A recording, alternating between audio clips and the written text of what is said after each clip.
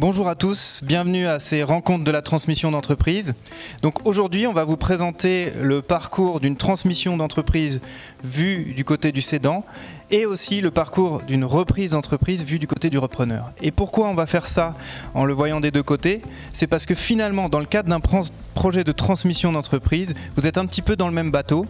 Et si c'est important pour vous de bien connaître les étapes de votre projet, ça vous aidera aussi de connaître les étapes de la personne qui va être en face de vous. Pour mieux réussir, c'est important de se mettre à la place de l'autre. En effet, une transmission réussie, c'est un accord gagnant-gagnant.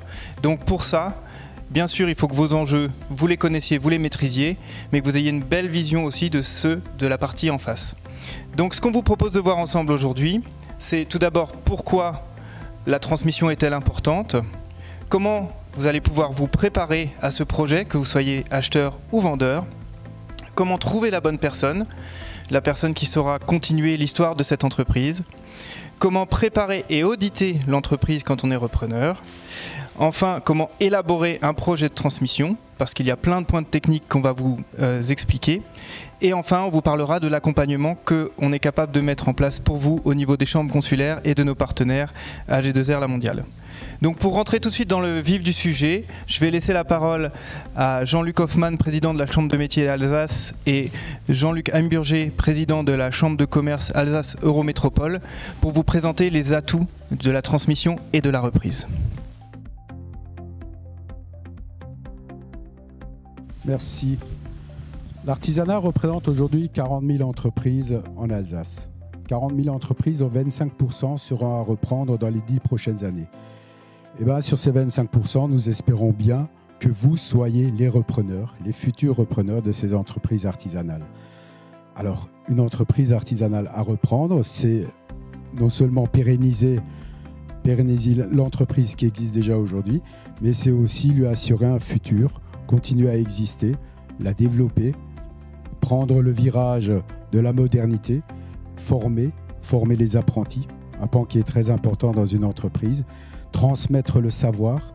Et pour tout ce faire, nous, à la Chambre de métier, nous vous accompagnons. Nous avons 2 conseillers développeurs, un dans le Bas-Rhin, un dans le Haut-Rhin, pour vous accompagner à réaliser ce qu'on pourrait dire l'objectif d'une vie, parce que reprendre une entreprise, ça peut être l'objectif d'une vie. Et pour moi, vous êtes des super-héros. Vous êtes des super-héros parce que ce n'est pas facile aujourd'hui de reprendre une entreprise, la conjoncture étant ce qu'elle est. Et vous avez beaucoup de motivation à vouloir le faire. Alors, avec la CCI, mais également avec la région, nous sommes à vos côtés pour réussir cela. Merci à vous et bon vent. Je passe la parole à Jean-Luc Heimburger. Bonjour à toutes et à tous et merci à Jean-Luc Hoffmann de me transmettre ainsi le micro afin de parler de la cession. Qu'est-ce qu'une entreprise? Une entreprise, c'est une aventure humaine qu'un porteur de projet un jour mène de son côté et autour duquel il va attirer un certain nombre de personnes qui sont des collaborateurs, des collaboratrices. Et cette aventure humaine, un jour, pour une raison ou une autre, ça peut être pour une question d'âge, une question de maladie ou une question simplement de volonté de passer à autre chose, un jour, en fait, cette histoire peut prendre fin, ce qui est la pire des solutions, ou peut se poursuivre. Et comment est-ce qu'on prépare une session d'entreprise? C'est simplement en réfléchissant quand même un petit peu à l'avance. Parce que bien évidemment, on n'arrive pas un jour en disant demain matin j'arrête tout et je cède. Ça a été dit tout à l'heure, une transmission se prépare aussi. Il faut trouver effectivement personne qui reprend, mais il faut aussi préparer en fait cette partie session. D'abord, c'est comme on le dit souvent, c'est comme la mariée, il faut qu'elle soit belle et qu'à ce moment-là, la structure soit attractive. C'est-à-dire qu'il faut que le marché soit quand même porteur. Il faut que le produit soit toujours adapté au marché et que les ventes puissent se faire. Il faut préserver aussi la formation et les compétences de ses collaborateurs, de ses collaboratrices, afin d'intéresser un repreneur. Et si les choses ne sont pas de cette manière-là, tout simplement, l'opération ne se fait pas. Donc avant de passer un jour, pour une raison ou une autre, et qui peuvent être simplement, je le disais tout à l'heure, une volonté de passer à autre chose, ou simplement une fin de carrière, pensez que une des principales responsabilités que vous avez en tant que chef d'entreprise, c'est préserver les compétences et vos collaborateurs, collaboratrices, c'est leur vie aussi, et on ne peut pas les lâcher comme ça. 2, c'est de faire en sorte que le marché soit toujours là et que les produits soient adaptés aux produits. Pensez aussi, si c'est le cas, à ce que les locaux soient des locaux qui soient adaptés aussi à quelque chose qui va pouvoir perdurer, parce que si c'est délabré, des vieilles peintures, etc., ça n'intéresse pas grand monde. Donc vous voyez, une session d'entreprise, ça se réfléchit avant. Il y a quelques années qui seront nécessaires pour bien le préparer. Nous avons dans nos équipes de la CCI, comme celle de la CMA, des conseillers parfaitement faits des choses et qui nous accompagneraient pour une seule chose, c'est que ça réussisse. Bonne chance à tous. Merci Président. Donc on voit bien les enjeux d'un projet de transmission reprise, mais soyons francs, il y a aussi des points de vigilance auxquels il faudra faire attention. Et pour vous présenter les points de vigilance côté cédant, je vais faire appel à César Méliquet de AG2R La Mondiale. Donc concernant les problématiques ou les points de vigilance côté cédant, il faut qu'on puisse en fait pouvoir les classer en fonction des 3 piliers de son patrimoine. On a bien entendu que M. Hoffman nous a dit que dans les 10 prochaines années, il y aura 10 000 sociétés en Alsace à être admises. Donc l'idée, c'est de pouvoir accompagner les dirigeants pour la retraite. Donc sur le plan social, la première des choses à faire, c'est déjà de faire un calcul de retraite pour savoir 2 choses. La première, c'est quand est-ce que je peux partir à la retraite et avec combien. Ensuite, il y a différents outils comme les cumuls par retraite, la retraite progressive qui peuvent être mis à contribution de la transmission réussie. Il faudrait aussi regarder du côté du patrimoine privé pour voir finalement si le dirigeant ou l'entrepreneur individuel s'est constitué suffisamment de patrimoine pour faire face justement à ses revenus futurs à la retraite en complément de revenus sociaux qu'il aura. Côté professionnel, l'entreprise, donc le président Imburger nous a évoqué la question des biens préparer la mariée pour la transmettre.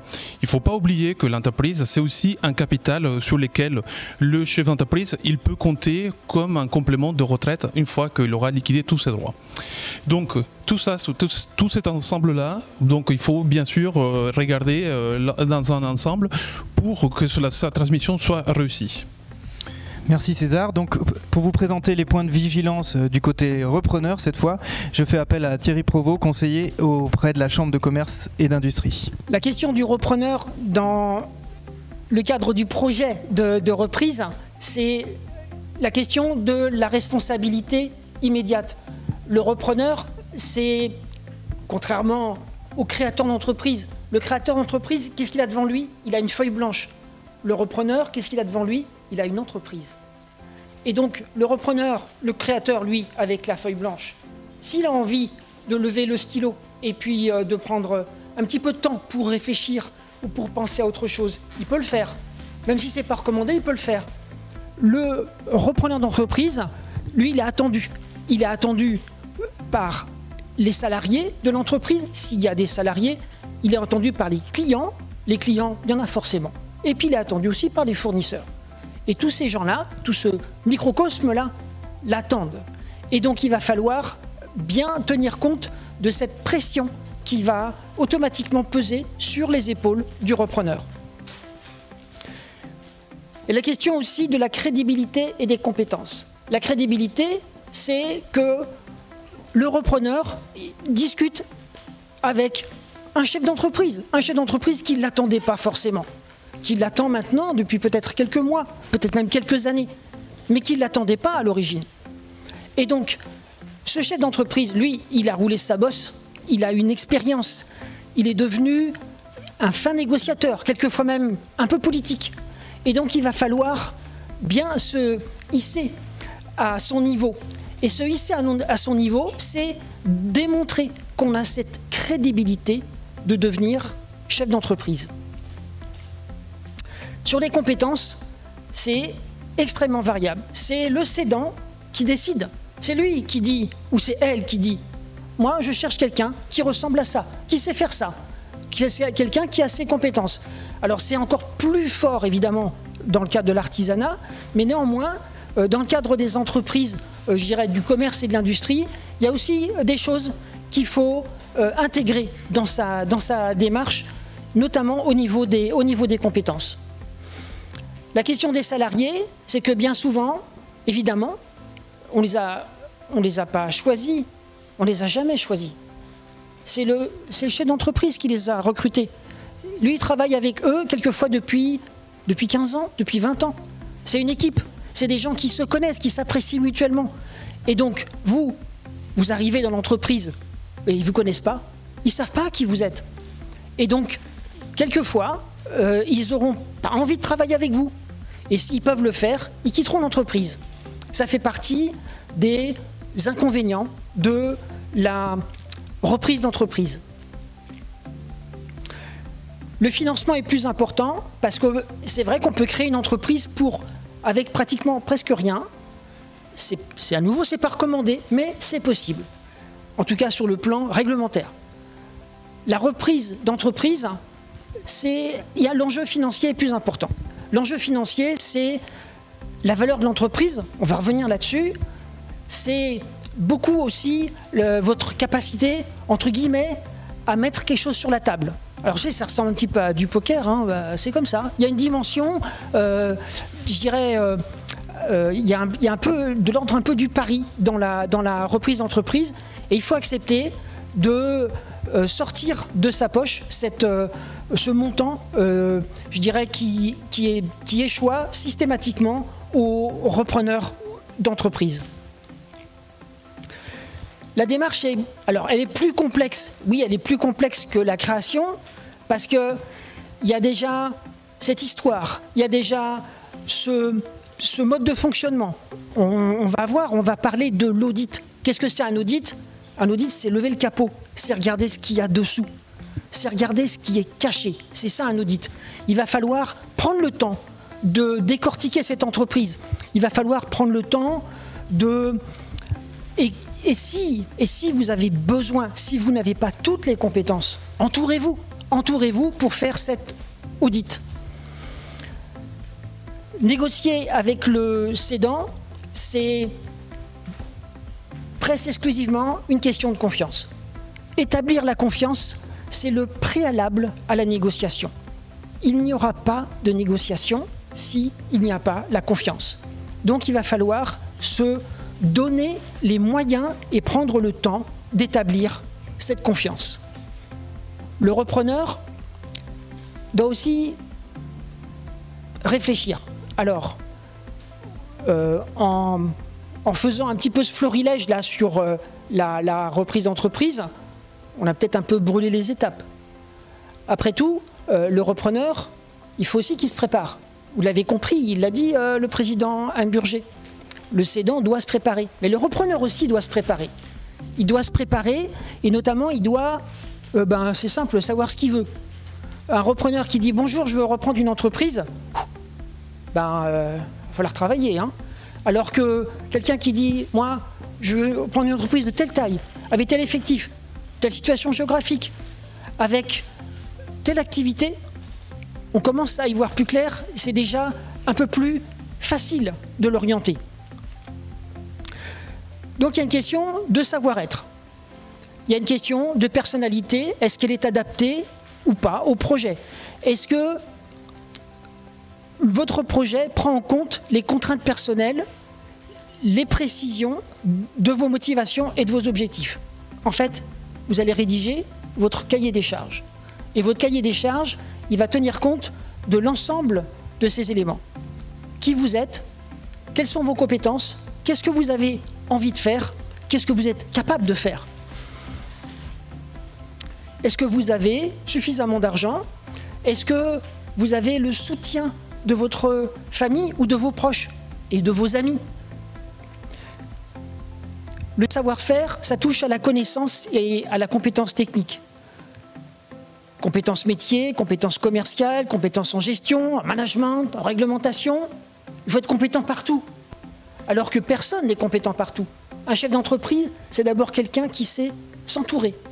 Démontrer déjà que vous savez vous entourer et vous augmenterez votre crédibilité. Une expérience dans les différents domaines de compétences, c'est évidemment plus simple quand on a dans son curriculum vitae une ligne, au moins, qui est en relation avec le domaine recherché. Ça permet d'établir des ponts. La maîtrise du milieu professionnel concerné, la maîtrise. Alors, le milieu professionnel concerné, comment il va s'exprimer? C'est beaucoup les fournisseurs et les clients. Aujourd'hui, on a parlé de crédibilité, on a parlé de confiance, on a parlé... Et si on parlait d'autorité? quelle autorité vous avez, vous, aujourd'hui, avec les clients de tel ou tel marché et les fournisseurs de tel ou tel marché? Comment est-ce que vous allez pouvoir, en quelque sorte, rapidement, savoir négocier avec les uns et avec les autres? L'apport financier mobilisable, c'est pas l'appartement que vous pouvez vendre. C'est c'est l'argent que vous pouvez sortir, j'ai dit tout à l'heure, que vous pouvez mettre sur la table. Ça, c'est important. C'est ce montant-là qui est important. Ce n'est pas le montant total de la valeur de l'entreprise, c'est une partie, mais il faut pouvoir mettre cette partie sur la table. Concernant la préparation du cédant, donc la question la plus importante, elle n'est pas d'ordre fiscal, social, patrimonial, juridique. Elle commence finalement par préparer son projet de vie après cession. Tout simplement parce que ça nous permet déjà de nous préparer psychologiquement à la cession, à transmettre l'outil professionnel. Et voilà, et ça commence finalement pour la question de revenus futurs. Parce qu'une fois que j'aurai vendu mon entreprise, je n'ai plus de revenus professionnels. Et si par la même occasion, je pars à la retraite, donc forcément, les revenus de la famille vont être constitués uniquement de la retraite et des revenus patrimoniaux que j'ai constitués tout au long de ma carrière, plus les capitales de la cession une fois qu'il aura été cédé. Une fois que je préparerai mon projet, sachant que ce n'est pas la même chose de s'occuper de son potager au fond du jardin que de faire le tour du monde à la voile. Donc c'est une réflexion qu'il faut avoir. Par la suite, une fois qu'on aurait arrivé là, il faut bien sûr connaître un petit peu la typologie des sessions que je veux avoir, sachant que est-ce que c'est plutôt une vente à tiers ? Est-ce que c'est plutôt une session familiale? Est-ce que mes enfants sont capables de reprendre l'entreprise? Est-ce qu'ils sont suffisamment les épaules larges pour le faire? Est-ce que c'est une session qui va se faire à mes associés? Ou est-ce que finalement je vais la transmettre à mon fournisseur ou à mes concurrents? Donc ça, c'est la partie qu'il faut préparer. Bien sûr, la fiscalité fait partie aussi de la session. Et tout ça, ça permet finalement de préparer, d'anticiper et pourquoi pas, de prévoir une architecture pour la transmission avec les temps. Donc merci César, on a vu qu'il y avait plein d'étapes à passer pour pouvoir bien préparer votre projet de transmission d'entreprise.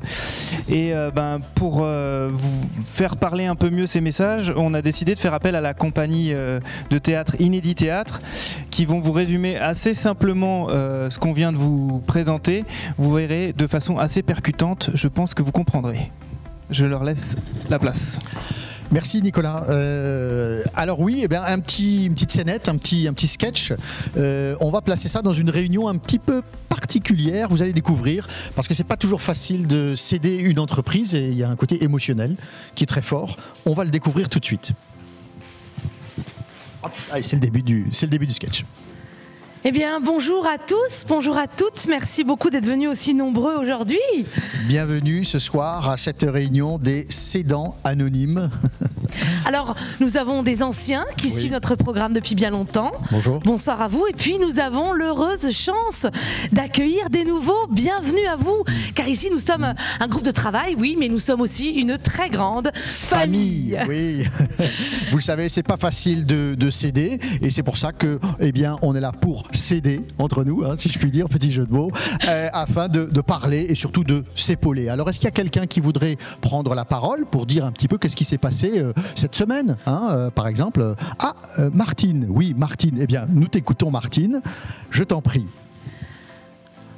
Bonjour, moi je crois que je suis guérie. Moi, la semaine s'est super bien passée. Oui. Je suis passée devant l'entreprise. Très bien. Ça ne m'a rien fait, rien. Magnifique. Pas de petits pincements au cœur, pas de palpitations, pas de petits papillons dans le ventre, pas de main moite, rien de rien. Facile, easy, les doigts dans le nez. Ça fait plaisir pour débuter la réunion de ce soir. Tout le monde applaudissons Martine. Bravo Martine, bravo. Merci beaucoup. Vraiment, c'est magnifique. Et je crois que le programme montre qu'il fonctionne, Martine. Mais tout à fait. Et je crois que ce sera peut-être ta dernière séance ou ton avant-dernière séance, et bientôt tu pourras voler de tes propres ailes. Waouh, en tout cas, accrochez-vous les nouveaux, ça marche, vraiment. Superbe. Ça marche. Merci beaucoup de ton témoignage, Martine. Est-ce qu'il y a quelqu'un d'autre qui voudrait prendre la parole? Raymond, peut-être? Oui, Raymond. Oui, alors bonjour à toutes et à tous. Et puis, Bonjour Raymond. Bonjour. Alors comme vous le savez, la semaine dernière, on avait défini mon programme, que je devais déménager pour être un peu plus loin de mon entreprise. Non, Raymond, ce n'est pas votre entreprise, c'est votre ex-entreprise. Oui, c'est vrai, j'ai encore du mal. Mon ex-entreprise et je devais déménager. Et bon, j'avais tout organisé, j'allais plus loin et tout ça, et pour mettre un peu de distance, comme on avait dit. Et j'ai fait les cartons, tout simplement. Puis c'est un peu bête parce que je suis tombé sur un carton d'archives. Il y avait des vieilles photos. Alors j'ai regardé les vieilles photos, quoi. Et là, je suis tombé sur une photo de l'inauguration de l'entreprise, et il y avait tout le monde, il y avait la secrétaire, on a posé le premier parpaing ensemble, et tout le monde était souriant. Ça m'a fichu un bon coup de blues de voir ça, et alors j'ai annulé le déménagement. J'ai dit je pars pas, c'est comme ça sur un coup de tête. Oh non Raymond, non, mais quel dommage. Mais c'est pas grave, on va pas perdre espoir, Raymond, vous allez garder espoir, on va pas baisser les bras. Vous étiez vraiment sur la bonne voie. D'accord. Alors on va recontacter l'entreprise de déménagement, et puis on va se remettre sur le chemin des cartons. C'est gentil. Raymond, on est tous avec vous. Allez Raymond, on encourage Raymond. Raymond. Beaucoup. Merci beaucoup. Alors, est-ce que quelqu'un d'autre voudrait témoigner de sa semaine? Oui. Comment vous vous appelez? Vous vous appelez Catherine. Mais je vous en prie, Catherine, prenez la parole. Le groupe vous écoute. Bonjour, c'est ma première fois. Je suis jamais venue. Je sais pas trop comment ça marche.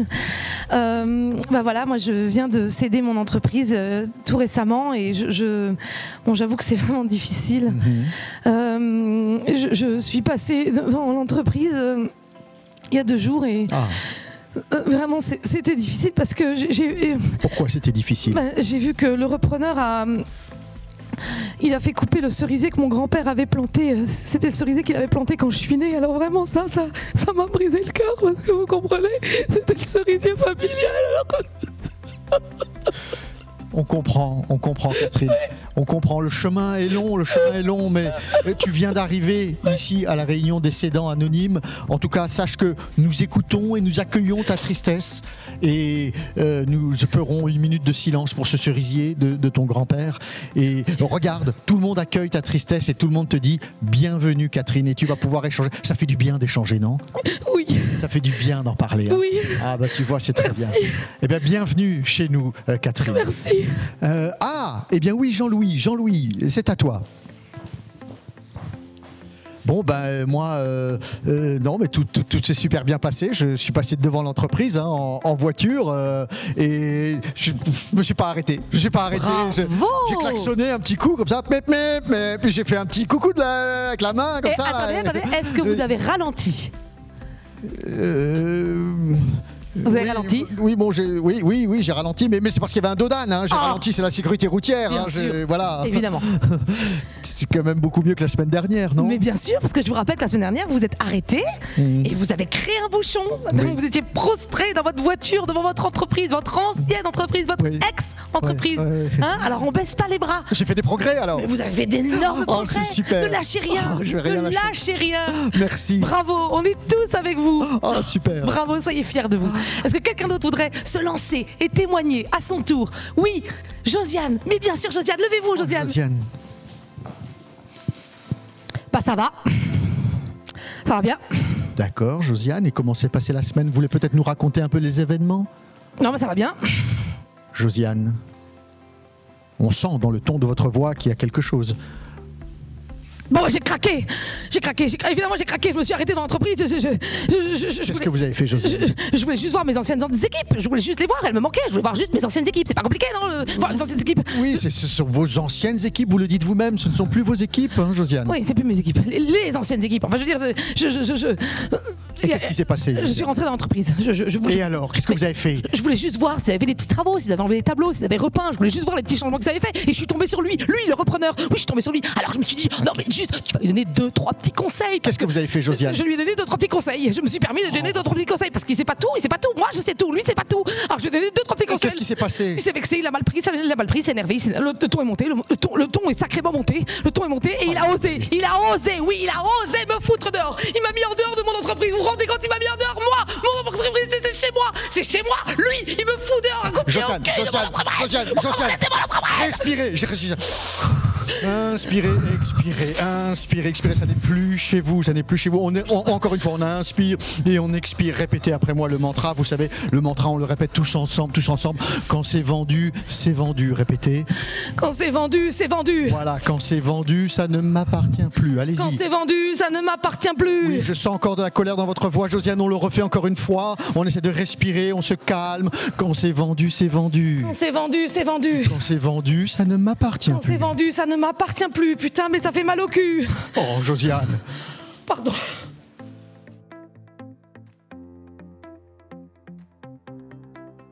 La réalité du marché de la reprise d'entreprise. Pourquoi est-ce qu'on parle de marché? Parce qu'il y a quelque chose à vendre. Ce quelque chose sont les entreprises. Il y a une offre, il y a une demande. Et à nouveau, cette offre, cette demande, ce mécanisme du marché, il va s'exercer de façon assez critique au moment de l'évaluation. Mais on ne parle pas de ça pour l'instant. On parle simplement de cette façon d'aborder le marché de la reprise d'entreprise. Qu'est-ce qui le caractérise? Ce qui le caractérise, c'est d'abord qu'il est assez volumineux, ce marché. Combien il y a d'entreprises à céder? Peut-être 20 000 en Alsace sur les 2 départements. Elles sont à céder parce que le dirigeant a plus de 55 ans.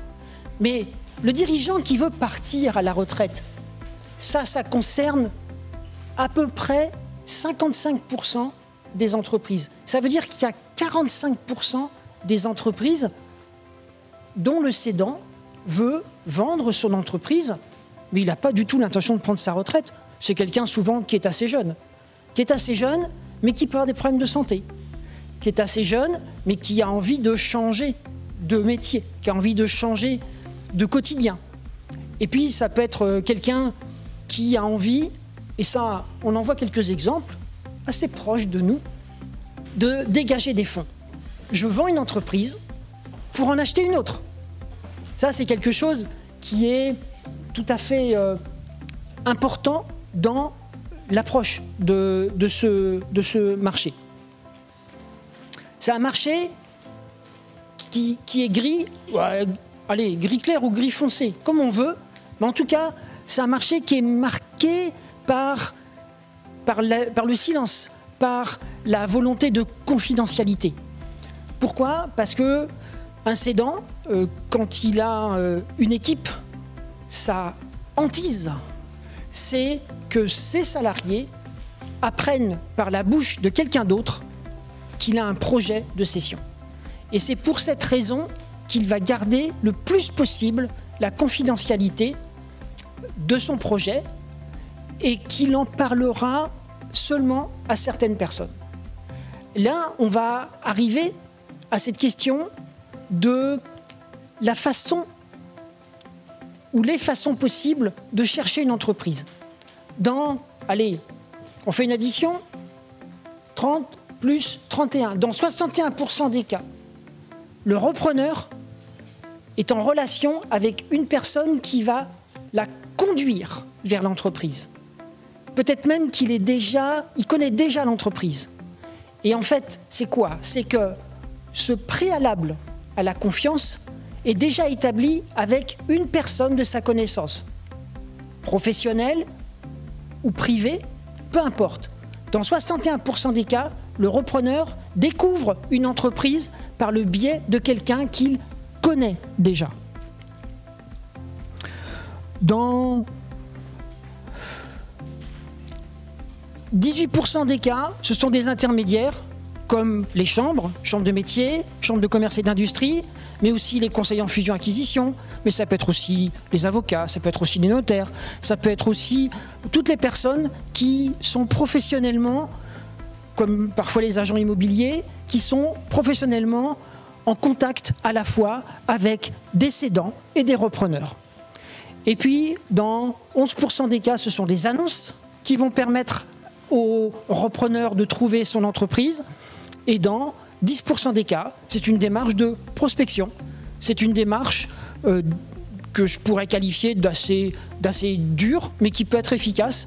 C'est d'établir un listing et de téléphoner. C'est des choses qui sont tout à fait possible. En tout cas, vous voyez que, surtout ce qu'il faut retenir, c'est que dans la grande majorité des cas, le repreneur est déjà en contact avec quelqu'un qui connaît l'entreprise à céder.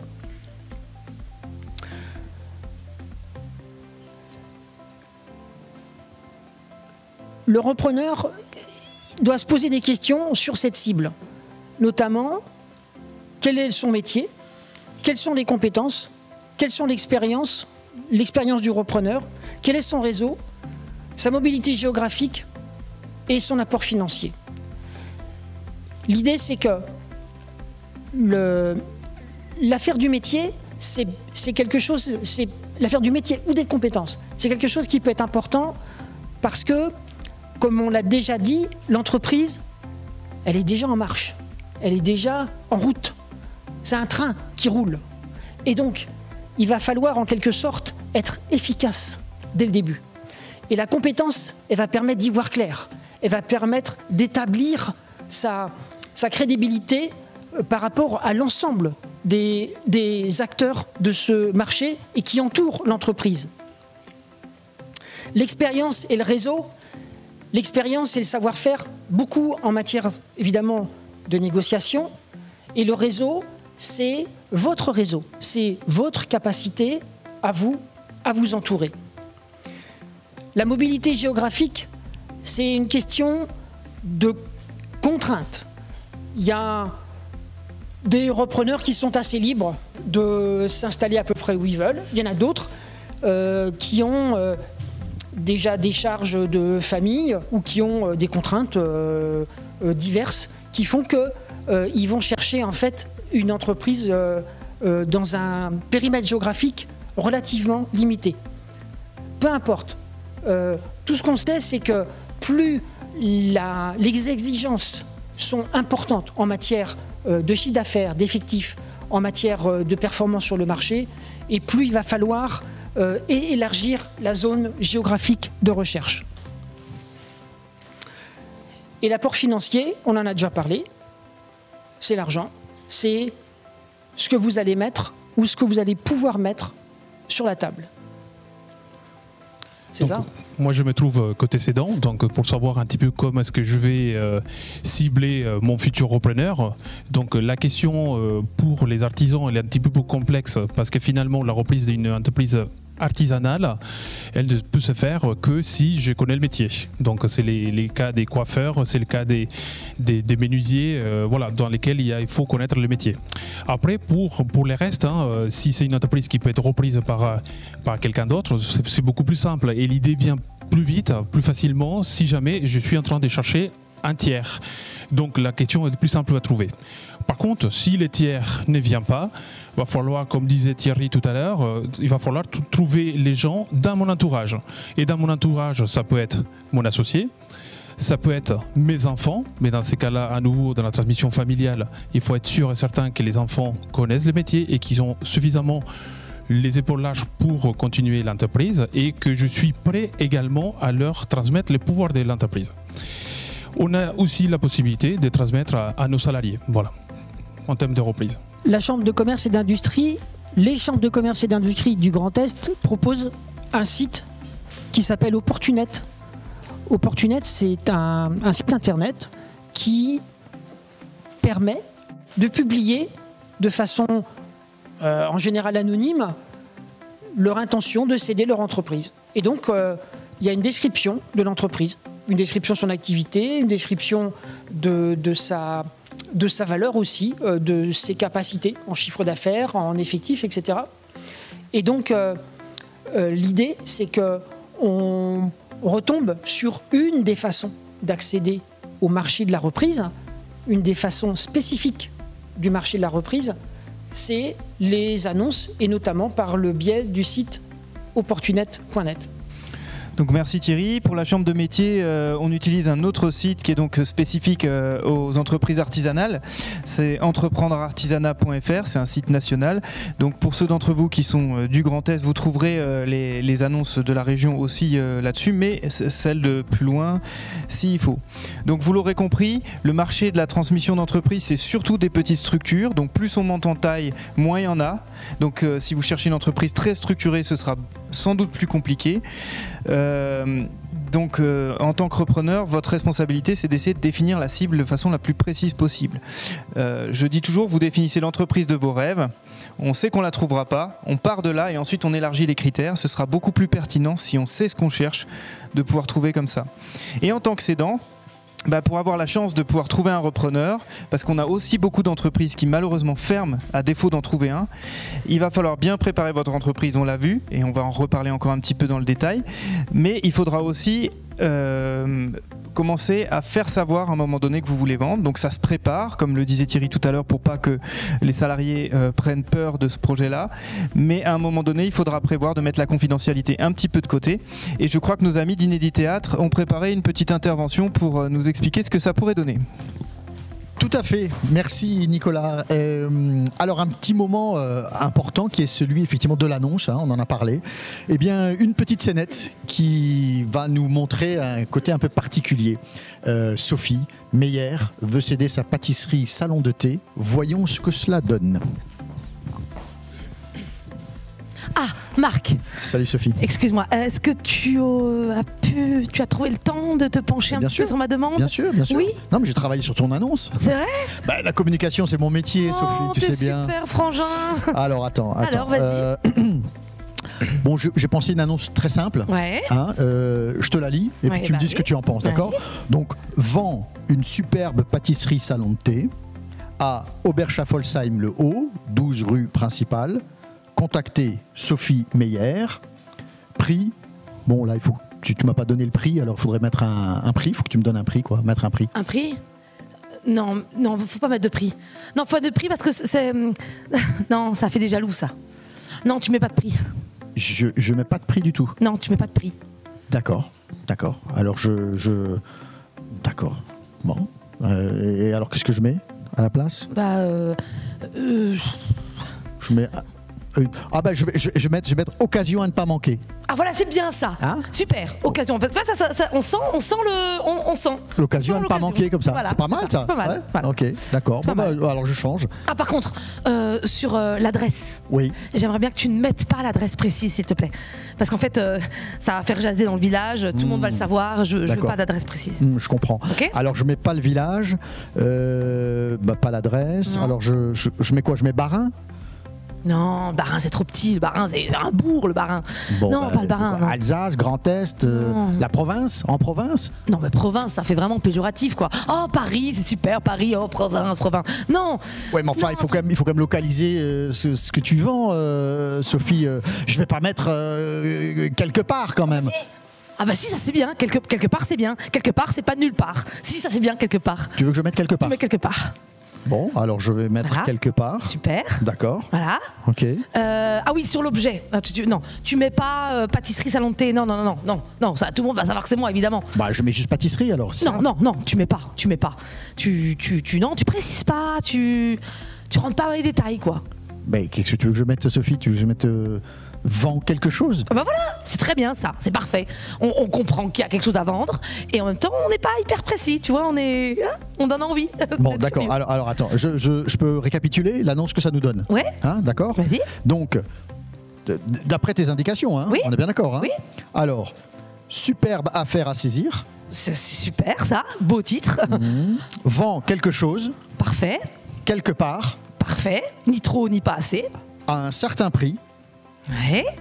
Occasion à ne pas manquer. Ça, on sent que c'est la belle affaire. Une affaire en or. Pour le contact, je mets superaffaire.assaisir@gmail.com. C'est parfait, frangin. Merci beaucoup. Bon. Je savais qu'en te demandant à toi, ce serait impeccable. Nickel, vraiment. Allez, à table. Sophie. Quoi? Avec cette annonce-là, tu penses vraiment trouver quelqu'un? Écoute, ton truc à toi, c'est la communication. Moi, c'est le business. Je vais te dire, des affaires en or comme ça part comme des petits pains. Bon, si tu le dis. merci pour cette présentation. Alors ça peut sembler caricatural, mais c'est une vraie problématique parce que quand on veut vendre sa boîte, Thierry vous le disait tout à l'heure, 60% des transmissions se font dans le réseau du chef d'entreprise. Donc à un moment donné, si vous voulez vendre, il faudra prévoir de le faire savoir. Donc à vous de déterminer ça se prépare, mais c'est important de le faire. Maintenant, on en arrive à l'étape où vous auriez rencontré votre repreneur idéal ou en tant que cédant, ou votre cédant si vous êtes repreneur, pardon. Donc, en tant que repreneur, il va falloir diagnostiquer l'entreprise. On en a déjà parlé un petit peu tout à l'heure. Et au niveau du diagnostic, il y a plusieurs choses qu'il faudra faire. La première chose, la plus importante, c'est de diagnostiquer l'activité. Forcément, s'il n'y a pas de clients, on ne parle pas d'entreprise. Donc le plus important et ce qui fait tenir le modèle économique, c'est le chiffre d'affaires, les clients. Donc il faut qu'on connaisse bien l'activité de l'entreprise. Je vous prends quelques exemples caricaturaux, mais que j'ai vus et qui me semblent assez parlants.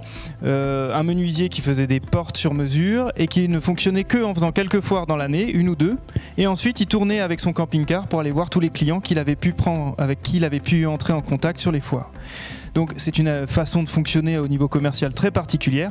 Si dans votre audit vous n'êtes pas rendu compte qu'il fonctionnait comme ça et vous n'êtes pas prêt à le faire, vous aurez du mal à reprendre son activité.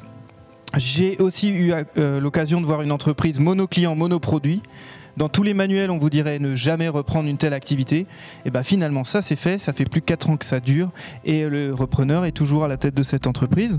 Donc voilà, en fonction des situations, il y a parfois des choses un peu particulières qui peuvent exister. Ensuite, au niveau des diagnostics de l'entreprise, il faudra bien sûr diagnostiquer les moyens. Donc les moyens, ça va être l'outil de production, ça va être tout ce qui permet à l'entreprise de faire son chiffre d'affaires. Pareil, je vous prends un exemple, une entreprise de sérigraphie que j'avais accompagnée. Le cédant me dit oui, tout est aux normes, il n'y a pas de problème. Il y a juste le massicot qui est peut-être pas aux normes, mais ce ne sera pas très cher à remplacer, ça ne posera pas de problème. On trouve des repreneurs, ils montent leur projet, ça prend du temps, de l'énergie à tout le monde. Et à la fin, on se rend compte qu'en fait, remplacer le massicot, ça coûtait quand même plus de 5 000 €. Et ben dans le business plan des repreneurs, les 5 000 €, ils ne les avaient pas et ils ne pouvaient pas les financer, donc ça a failli faire capoter la vente. Tout ça pour vous dire qu'en tant que repreneur, vous avez une chance sur deux d'avoir un contrôle, qui sont beaucoup plus fréquents dans le cadre d'une reprise que quand on est au fil de l'eau avec l'activité de l'entreprise. Donc il faudra vraiment s'assurer que l'entreprise est aux normes, que tout fonctionne bien et que vous pourrez travailler avec cet outil sur les 5-10 prochaines années à venir. Parce que forcément, si vous rachetez une entreprise de 100 000 € et qu'il faut tout réinvestir, c'est pas la même chose que si l'outil est pertinent. Diagnostic juridique, ça va être très important aussi. En général, on parle surtout des contrats de travail, parce qu'en tant que repreneur, vous avez l'obligation de reprendre les contrats de travail aux mêmes conditions. On parle aussi souvent du bail, parce que c'est un enjeu très important. Si l'emplacement de l'entreprise est essentiel, il faudra s'assurer que vous puissiez y rester dans de bonnes conditions. On peut avoir d'autres contrats, certains contrats d'agents dans les métiers de l'automobile. C'est pas parce que vous reprenez l'entreprise que vous êtes sûr de récupérer le panneau Renault, Peugeot ou autre. Donc il faudra s'assurer que ces contrats-là soient transmissibles. J'avais l'exemple d'un traiteur qui avait des agréments des services vétérinaires pour servir des cantines scolaires. Et quand bien même ce repreneur était dans l'entreprise depuis plus de 10 ans, à partir du moment où il a repris, il y a eu quelques mois après un contrôle des services vétérinaires et il s'avère que l'agrément en question était faux. Pour pouvoir continuer son activité, il fallait qu'il investisse plus de 150 000 €, ce qu'il ne pouvait absolument pas faire. Donc il a perdu la moitié de son activité, il a fait un procès au cédant, mais on ne sait pas encore aujourd'hui si finalement c'était une négligence des services de l'État ou une négligence du cédant. Toujours est-il qu'il y a eu un vrai problème dans ce projet de transmission. Donc ça montre à quel point l'audit juridique de l'entreprise est important. Le diagnostic humain, on en a déjà beaucoup parlé depuis le début de cette conférence. Vous reprenez les personnes en place, donc il faudra pouvoir les connaître, voir les personnes avec qui vous allez pouvoir bien travailler. Et c'est pas toujours celle qu'on pense. J'ai eu l'occasion de voir des entreprises où la secrétaire administrative à mi-temps était en fait le pilier de la structure, parce que ça fait 20 ans qu'elle est là et qu'elle connaît très bien toute la clientèle, etc. Donc c'est vraiment quelqu'un sur qui il faut s'appuyer. Donc ça, c'est uniquement en faisant les diagnostics, en échangeant avec le cédant que vous pourrez le savoir. La problématique du diagnostic humain, c'est que souvent, les cédants, ils vont être assez réticents sur cette partie-là, c'est bien normal. Ils n'ont pas envie de présenter un potentiel nouveau repreneur à leurs salariés toutes les semaines. Donc le diagnostic humain sera difficile à faire et on le fera sans doute qu'à la fin, à partir du moment où on est déjà bien engagé avec un cédant et qu'il y a une bonne confiance qui a été établie, voire peut-être surtout déjà un compromis signé. Enfin, on arrive au dernier diagnostic, le diagnostic financier. Donc là, c'est simplement de récupérer les 3 derniers bilans et comptes détaillés de l'entreprise. On va pouvoir mettre en perspective tout ce que vous a dit le cédant, parce que les chiffres parlent aussi un peu et nous permettent d'analyser le fonctionnement de l'entreprise. Et ça va vous aider aussi à travailler votre business plan pour pouvoir avancer sur ce projet de reprise. Donc du côté cédant, tout ce qu'on vient de voir là est important parce que c'est des choses qu'il faudra préparer parce qu'à un moment donné, le repreneur va vous demander tous ces éléments. Je laisse la parole à Thierry pour vous parler des différentes possibilités de rachat d'entreprise et des moyens qui existent.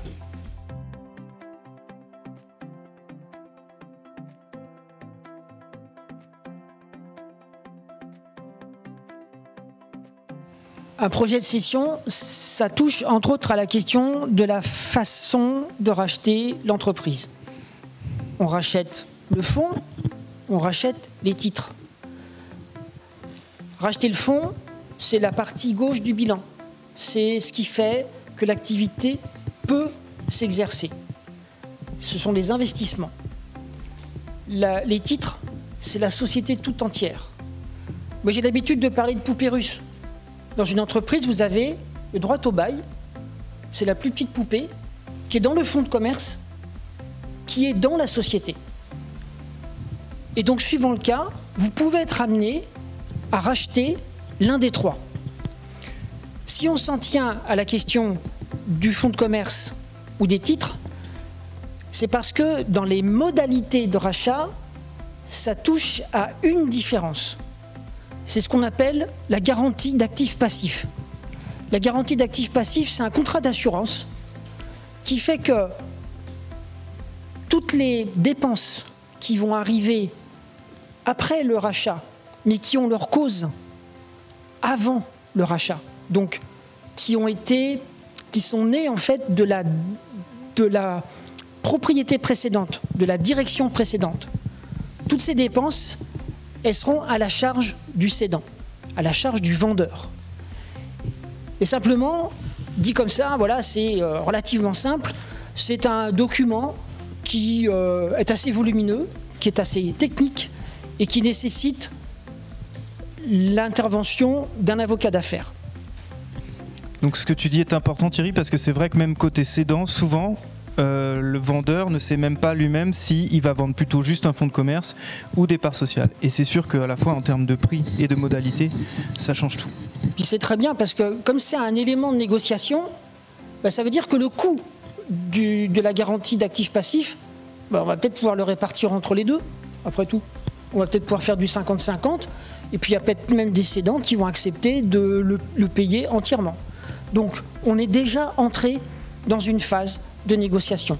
Et pour le cédant, ça fait partie aussi de ses options, de pouvoir vendre soit le fonds de commerce, soit les titres.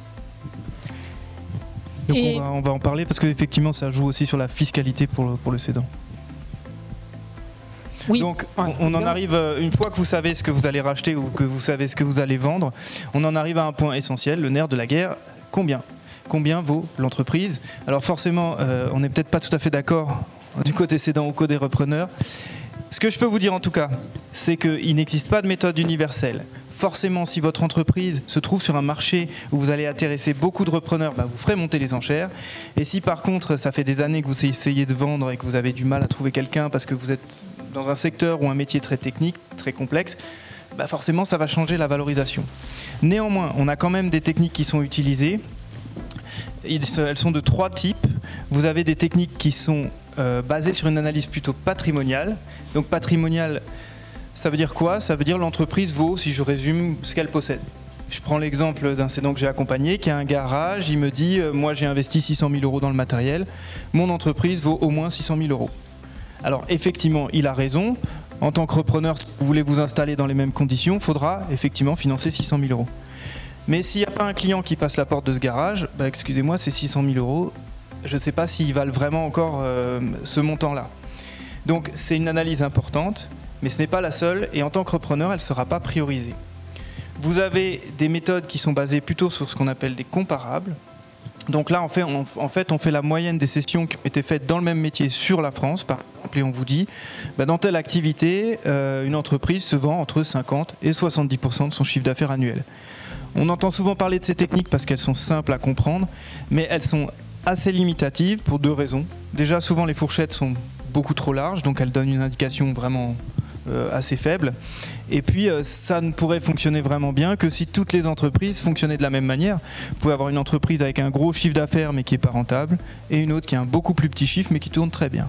Moi, en tant qu'entrepreneur, forcément, je vais préférer la deuxième. Donc ces méthodes-là sont des indications mais ne sont pas suffisantes. J'en viens à la 3e technique, qui sont des techniques basées sur le rendement de l'entreprise. Donc, si je résume, là, l'entreprise, elle vaut ce qu'elle gagne.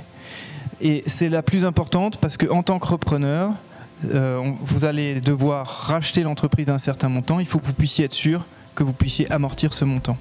Je vous prends un exemple tout bête. Vous voulez racheter un fonds de commerce à 100 000 €. Le repreneur, la banque va lui demander d'apporter 20 à 30% de ce montant-là.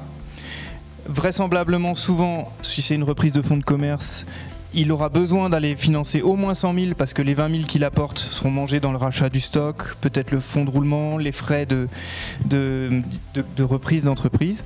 Donc il va emprunter au moins 100 000. Donc s'il emprunte 100 000, il faut qu'il puisse se rassurer sur le fait qu'il va pouvoir rembourser 100 000 sur 5 ans maximum ou 7 ans maximum, puisque c'est ce que la banque pourra lui prêter. Donc, dans mon exemple, si vous voulez vendre un fonds à 100 000 €, il faut que votre fonds de commerce permette au repreneur de générer 25 000 € de bénéfices tous les ans. Avec ça, il pourra rembourser sur 5 ans, une fois qu'il s'est rémunéré. Donc vraiment, c'est les techniques de rendement qui sont importantes à mettre en œuvre. Quand on fait une évaluation, on va regarder le fonctionnement de votre entreprise, on va le corriger sur un fonctionnement standard.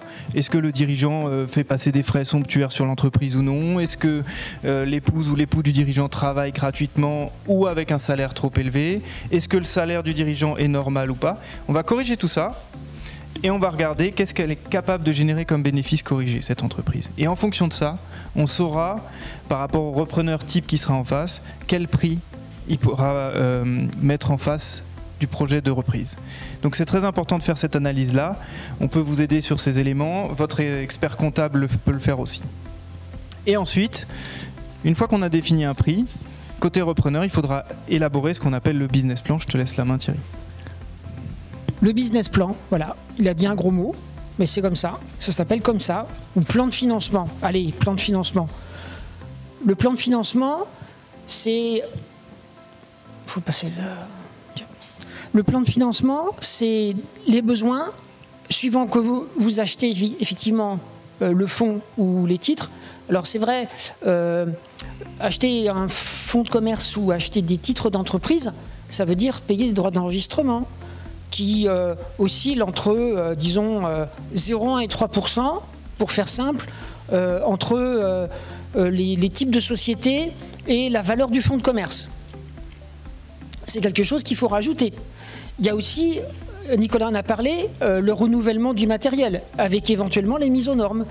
Tout ça, ça a un coût, et il va falloir, en quelque sorte, introduire toutes ces données dans le business plan, parce qu'il va falloir les financer. Et donc, bien entendu, éventuellement, on va rajouter le fonds de roulement de l'entreprise, en sachant que c'est une question, je trouve, importante à se poser. S'il faut financer le fonds de roulement, est-ce que c'est bien l'entreprise qu'il faut racheter? Bon, enfin, voilà.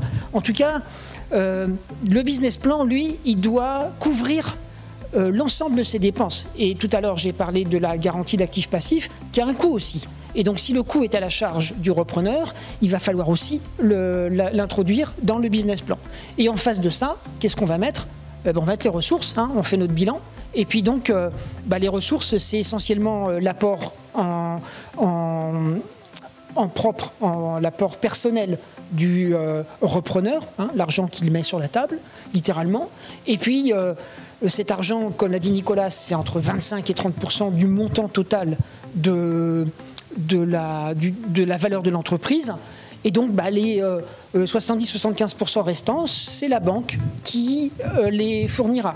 Donc, c'est un prêt, c'est ce qu'on appelle la dette senior. La dette senior, elle est payée, elle est effectivement remboursée par l'entreprise. C'est l'entreprise qui rembourse la banque. Ce qui n'empêche pas la banque de demander des garanties personnelles au repreneur. Ce qui est important, c'est de bien dimensionner l'effort financier nécessaire et de mettre en face l'ensemble des moyens financiers qui vont permettre de le couvrir. Le compte de résultat prévisionnel, c'est une partie du business plan.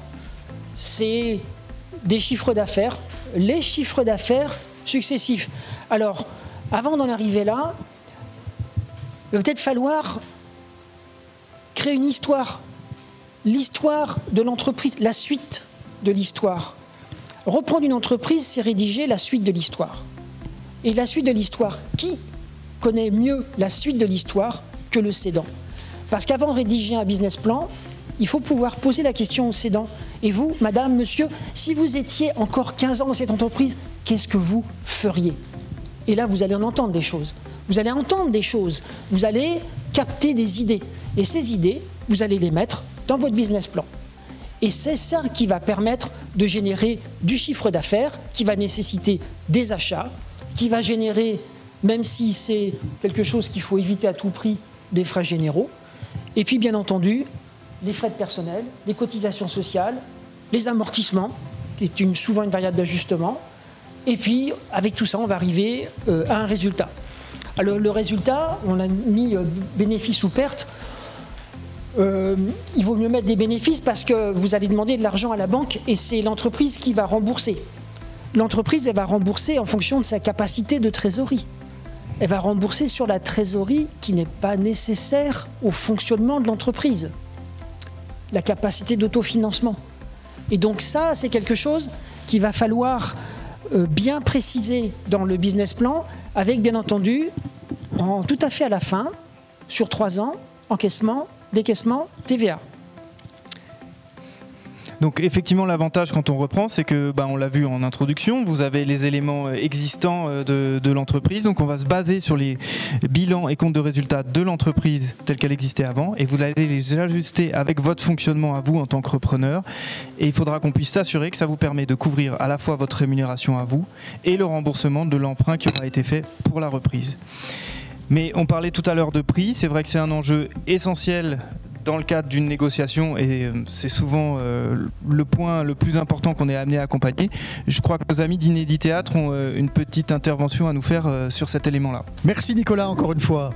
Oui, le prix, un élément quand même très très important, d'autant plus que chaque cédant a l'impression d'avoir la pépite que tout le monde recherche et la chose la plus précieuse et la plus sublime. Très difficile de relativiser ce regard tant il est dans l'affectif, subjectif et dans l'affectif, tout à fait. Donc on a imaginé une situation qui va nous illustrer ce propos et c'est simple mais suivez-nous. Nous avons une extraterrestre, n'est-ce pas, qui a décidé d'essayer de reprendre la Terre, puisque la Terre est à céder et vous avez donc un terrien qui est donc en train de céder la Terre.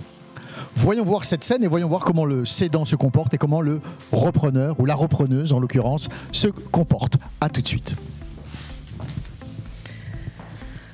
Bonjour petit terrien. Bonjour madame l'extraterrestre. J'ai vu votre annonce dans le Galaxy Mag. Oui, tout à fait. Écoutez, une belle offre que vous avez là. Et alors vous avez des photos qui sont extrêmement flatteuses. C'est un produit de qualité, la Terre. Tout à fait. Alors justement, moi-même et mes associés, nous cherchons à acquérir une nouvelle planète. Et puis on s'est dit, tout reprendre à zéro, non, c'est tellement plus facile de reprendre quelque chose qui est déjà existant, qui est là. Bien sûr. Comme ça, ça va nous éviter d'avoir à faire toutes les étapes de création, toutes les étapes d'évolution. On s'est dit, mais la planète Terre, elle est parfaite pour nous. Vous avez raison, on a fait tout le boulot, on a créé la Terre, on l'a fait évoluer jusque-là, donc je vous comprends extrêmement bien. Alors, je profite de ce petit entretien. J'ai là le dossier que vous m'avez fait transmettre, je l'ai tout à fait étudié avec le plus grand soin. Oui. Alors, j'ai quelques petits points de réserve. Ah bon des petites questions.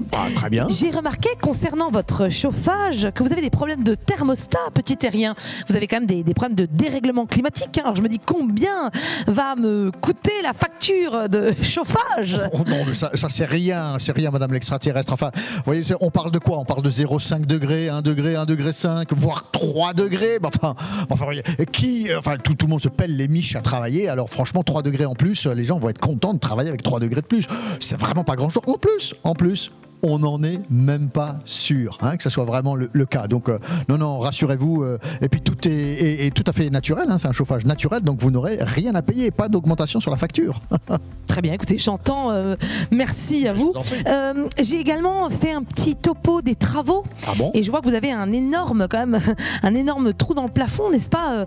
Je me dis que les coûts de travaux pour réparer la couche d'ozone, ça va être bonbon. Non, mais ça, c'est de l'histoire ancienne. On n'en parle même plus aujourd'hui sur Terre. Qui parle encore de la couche d'ozone? Non, on a arrêté les CFC, on a arrêté tout ça. Et puis vous savez, ça va se refaire. Et puis en plus, c'est bénéfice en fait. C'est un bénéfice parce qu'il y a plus de lumière qui passe, donc on voit mieux, les personnes travaillent mieux, vous produisez mieux. Non, c'est un bénéfice pour l'entreprise, laissez-moi vous le dire. Non. Voyez le côté positif de la chose. Bon, écoutez, soit je transmettrai à mes associés votre argumentaire, n'est-ce pas? Alors, en arrivant jusqu'ici, j'ai remarqué quand même que le quartier est triste. C'est pas jojo. C'est-à-dire que déjà, j'ai eu beaucoup de mal à trouver votre système solaire. C'est-à-dire que c'était très mal indiqué sur mon GPS interstellaire. Et également, j'ai remarqué qu'il n'y avait pas de commerce de proximité sur les autres planètes. J'ai remarqué que c'était un peu tristounet, tout est loin et la seule chose proche, c'est la Lune. C'est un terre gris, triste.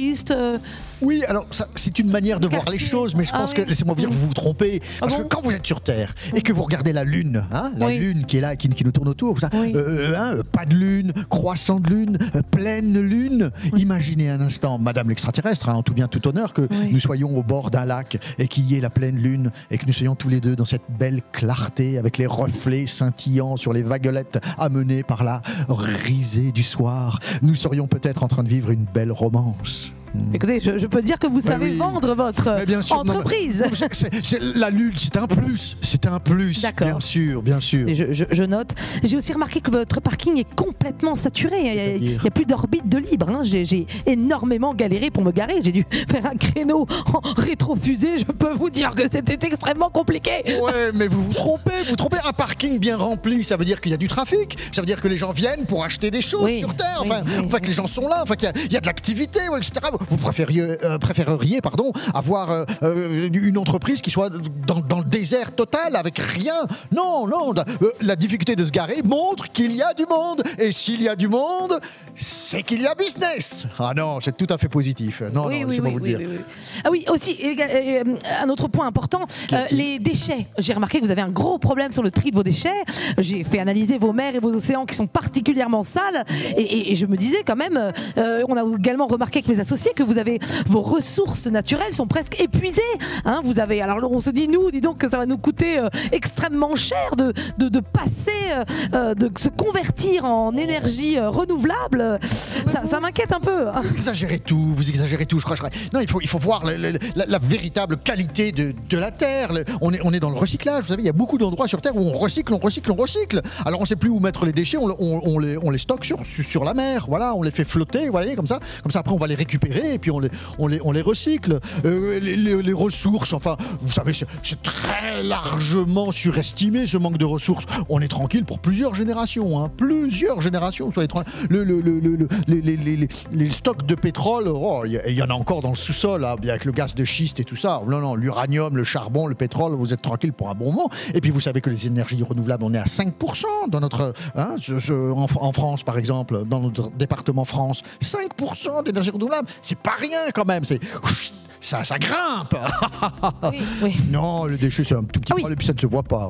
Concernant également vos salariés, on a analysé votre masse salariale et on a remarqué qu'il y a quand même une mauvaise ambiance, beaucoup de mésententes entre vos services. Il y a quand même sacrément des guerres dans votre entreprise planétaire. Non mais tout de suite le grand mot guerre.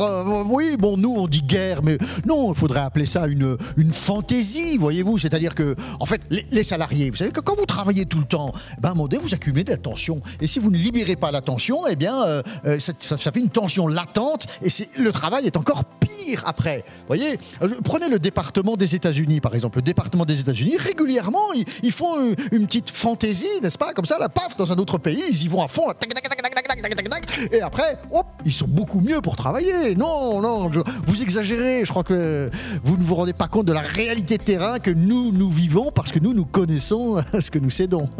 Oui, nous avons également remarqué que vous avez quand même une innovation très faible, que vous avez certains secteurs qui sont extrêmement high-tech et vous avez d'autres secteurs assez vétustes. Alors on s'est dit quand même en termes, enfin nous on va devoir évidemment avoir un coût d'investissement et ça va nous coûter bonbon quand même sur un coût de RD quand même. Vous n'avez pas de téléportation, vous n'avez pas de machine à voyager dans le temps. Oui, mais là vous voyez comment dirais-je, vous voyez l'état actuel. Il faut voir l'image globale, voyez-vous, parce que moi j'étais là depuis le début et voilà, je sais ce que je vous cède. Or, il y a plusieurs dizaines de milliers d'années, on a inventé le feu, par exemple. Oui, d'ailleurs, on se souvient, on avait vu un article dans le Galaxy Mag, on était épatés. Hein. Oui, on a inventé le feu, puis après, pendant des dizaines de milliers d'années, plus rien. Non, plus rien. Plus rien, vous voyez, c'était plat. Mais après, Madame l'extraterrestre, on a inventé des choses. Et on est dans une courbe exponentielle pendant des siècles et des siècles. L'imprimerie, les voitures, le moteur à propulsion, jusqu'à aujourd'hui, nous inventons des plats en silicone pour faire du popcorn dans des fours à micro-ondes. C'est extraordinaire quand même. Non mais vous vous rendez compte, le téléphone portable, la cryogénisation, enfin le moteur à hydrogène. Je crois que, vous voyez, nous en sommes peut-être pas assez haut à votre goût, mais nous sommes dans une pente qui... Et à mon avis, la machine à voyager dans le temps et autres choses dont vous parlez, ça sera sur Terre d'ici 5 ans, 10 ans peut-être, tout au plus. Soit, écoutez, je prends note voilà. À nouveau de... Ah oui, parlons de ce qui nous réunit aujourd'hui, ah oui. Le nerf de la guerre. Oui. Quel est votre prix ? Bon, je vous remercie d'aborder franchement le sujet et je crois que, vous voyez tout ce que nous avons dit, je crois que c'est un bon prix, celui qui est dans l'annonce. Il est non négociable, c'est un prix qui est raisonnable et je pourrais même l'augmenter très légèrement vu les avantages que nous avons évoqués à l'instant. Mais bon, je m'en tiendrai au prix annoncé, donc c'est un bon prix. Petit terrien. Mais enfin, je croyais que la planète n'avait pas de prix. Non mais attendez, enfin pas de prix, non mais elle a pas de prix, mais je peux vous faire une ristourne, enfin je peux réduire un peu le prix, enfin non ne partez pas, enfin pourtant c'est quand même un bon prix quoi. Merci beaucoup, on revient toujours avec les sourires après la troupe de théâtre, merci. Donc vous venez d'évoquer la question du prix, donc Nicolas et Thierry nous ont évoqué la question de l'évaluation de l'entreprise. Finalement le prix c'est la résultante de la négociation entre le cédant et le repreneur.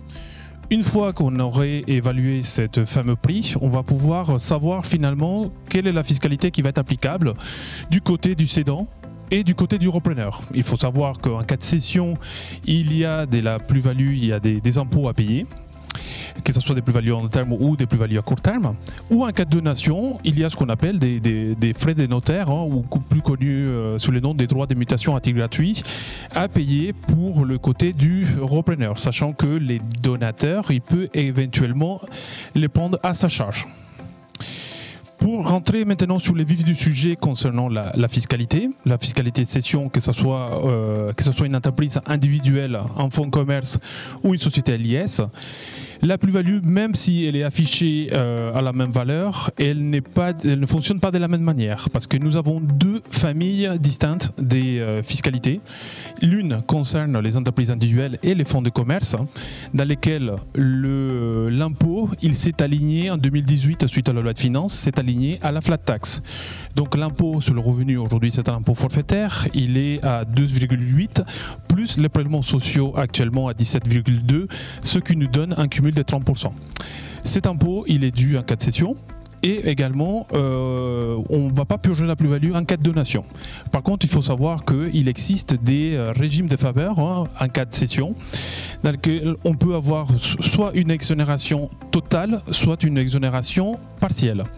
que ce soit en fonction du chiffre d'affaires, en fonction de la valeur de mon fonds de commerce ou également en cas de départ à la retraite. Et ce qu'il faut savoir aussi, c'est que ces différents régimes fiscaux, on peut les combiner entre eux. Donc, d'où l'importance aussi de se faire accompagner par un spécialiste non seulement de la retraite, mais également un spécialiste de la fiscalité. Concernant les fiscalités pour les sociétés à l'IS, je parlais tout à l'heure de la flat tax, donc elle a été mise en place en 2018. Tout ça pour simplifier la clarté par rapport aux contribuables, sachant qu'on a gardé les anciens régimes, les régimes existants, c'est-à-dire les abattements pour durée de détention. Donc on va se retrouver avec la flat tax à hauteur de 30%, mais également l'impôt sur le revenu avec des durées d'abattement, et il faut pouvoir les comparer tous en même temps, avec un régime de retraite toujours existant. Ça, c'est un cas des cessions, ce qu'on appelle à titre onéreux. Maintenant, on va voir rapidement la transmission à titre gratuit. Elle a également un coût. Donc, il faut savoir que chaque parent peut transmettre à ses enfants jusqu'à 100 000 € tous les 15 ans. Mais généralement, on a affaire à des entreprises qui dépassent cette valeur de 100 000 €. Il faut savoir qu'il existe un régime de faveur qui permet de réduire fortement ce qu'on appelle l'assiette taxable sur laquelle on va venir calculer les droits de mutation. Et donc on peut travailler soit avec les pactes Dutreil qui permet de réduire des 3/4 la valeur d'entreprise en remplissant certaines conditions. Donc on s'engage à conserver les titres de manière collective mais également de manière individuelle tout en gardant des fonctions de direction dans l'entreprise. Mais également on peut aussi des fois transmettre une entreprise à ses enfants avec un démembrement, ce qui permet également de diminuer la valeur fiscale sur laquelle on va venir calculer les droits.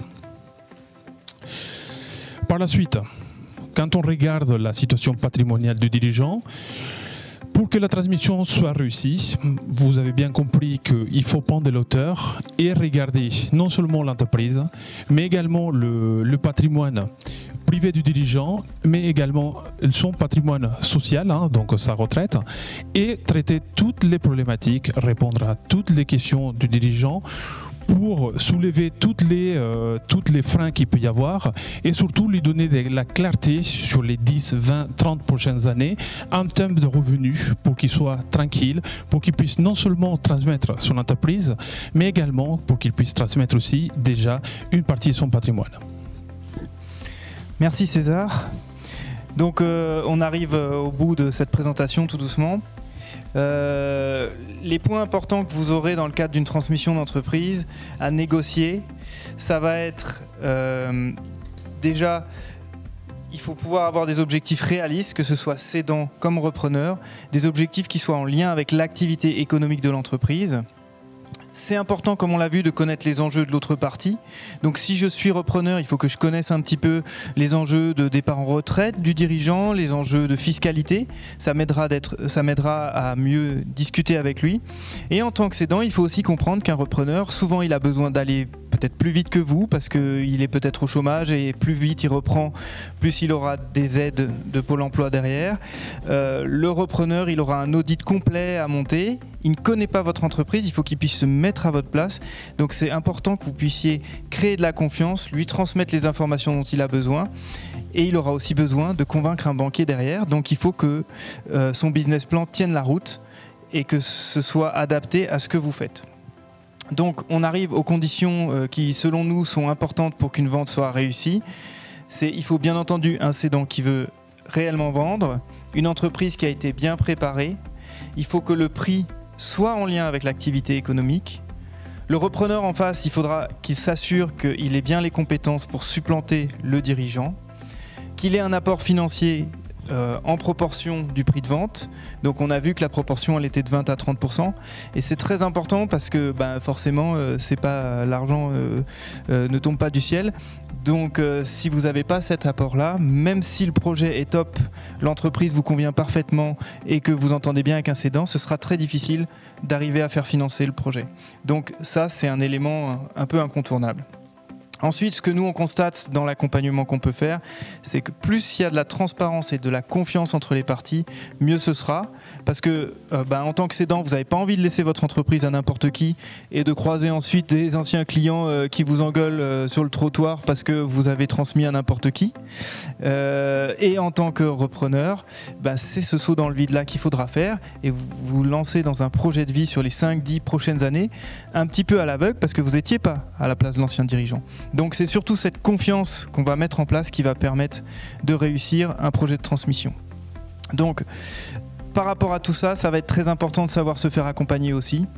Il y a des choses que vous devrez faire vous-même forcément parce que c'est vous qui serez aux commandes demain et personne ne vous remplacera en tant que futur chef d'entreprise si vous êtes repreneur. Mais il y a des choses sur lesquelles on pourra vous aider également. Donc au niveau des chambres consulaires, on va pouvoir conseiller les cédants et vous accompagner sur le projet. Alors l'idée c'est d'abord de faire un point sur votre projet personnel.